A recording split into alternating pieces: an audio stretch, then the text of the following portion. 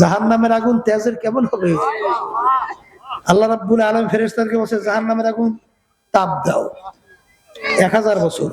কয় বছর?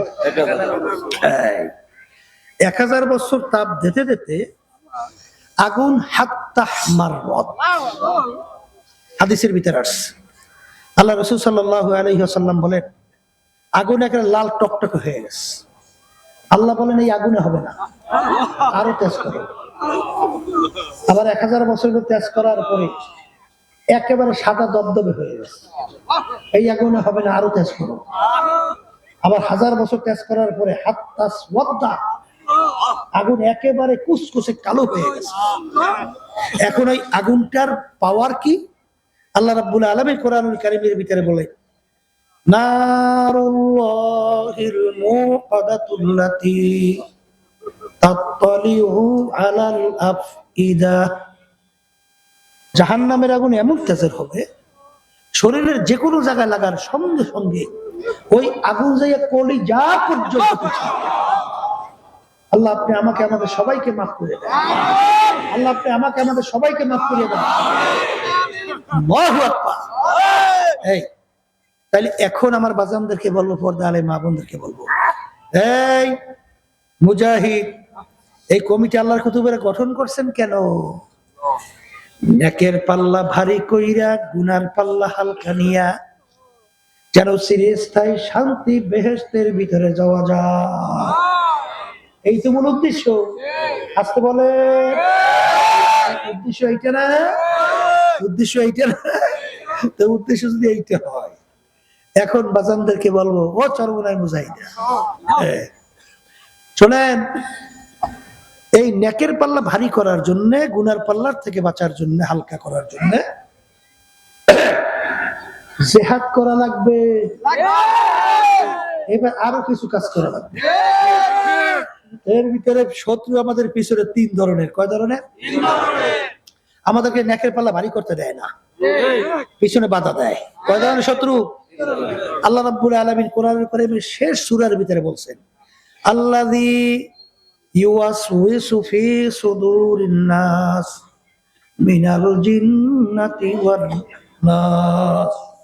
এখানে 2 ধরনের শত্রু বলেন, একটা জিন শয়তান, আর একটা হলো মানুষ শয়তান। এখানে 2 ধরনের শত্রু পাইছি না? কোরআনুল কারীমে অন্য আয়াতে আছে আর একটা শত্রুর নামছে আম্মারা শত্রু। বুঝছেন? এই 3 শত্রু থেকে আগে বাঁচতে হবে। কি করতে হবে? বলেন বলেন বলেন। এই যুদ্ধে জয় করতে হলে শত্রু পরাজিত না করলে লক্ষ্যে পৌঁছা যায়? তাহলে আপনি যদি নেকের পাল্লা ভারী করতে চান, ঈমানকে নির্ভেজাল পুক্ত করতে চান, মজবুত করতে চান, তাহলে আপনার শত্রুদের মোকাবেলায় যেতে হবে। এখন জিন শয়তান থেকে বাঁচার জন্য, জেতার জন্য বড় একটা মহা হাতিয়ার, যন্ত্র, অস্ত্র হলো আল্লাহর জিকির। সবাই জোরে বলেন সুবহানাল্লাহ। আমি বলিনি, আল্লাহ রাসূল সাল্লাল্লাহু আলাইহি ওয়াসাল্লাম বলছেন, আমি শুনাইতেছি। কথা ঠিক কিনা? তাহলে আল্লাহর জিকির করা লাগবে। আচ্ছা, পাইলাম। মানুষ শয়তান কিন্তু আল্লাহর জিকিরে যাবে না, নামাজে যাবে না।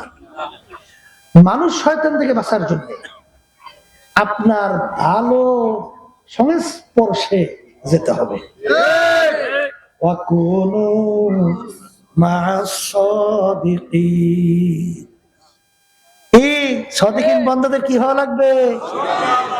সঙ্গী হওয়া লাগবে। এই জন্য কবিরা বলতেন না, সাবাতে সালেহ তোরা সালেহ কুনাদ, সাবাতে তালেহ তোরা তালেহ কুনাদ, এক জামানা সাবাতে বা আউলিয়া বেহতারা সাদ সালে তাআত, বেরিয়া গেলে খুশবু এদার হাম্মামে রোজে, ওসিদাস দাস্তে মাহবুবে বাদস্তান। এই আল্লাহর বান্দারা, সৎসঙ্গে স্বর্গবাস। বলেন বলেন, মুখ খুলে বলেন, আর মুখ খুলে বলেন, অসৎ সঙ্গে বাস্তবতা আছে না? যারা সর্বনা এই তরিকের সাথে জড়াইছে, চাঁদাবাজি আছে কয়জন? আসতে একজনও নেই। ব্যাপার কি? এর কারণটা কি? আল্লাহর বান্দারা, আর বাংলাদেশে 5ই আগস্টের পরে হায় হায় হায়, হাজার হাজার মায়ের কোল সন্তান হারা হয়ে গেল। তখন ওই মায়ের চিৎকার পারা কান্না বন্ধ হয় নাই। তখন মা চিৎকার করে কান্দে আর জোরে ডাক দেয়, আমার সন্তান আজকে কয়েকদিন পর্যন্ত আমাকে মা বলে ডাক দেন। এটা তুমি আর আমি শুনি।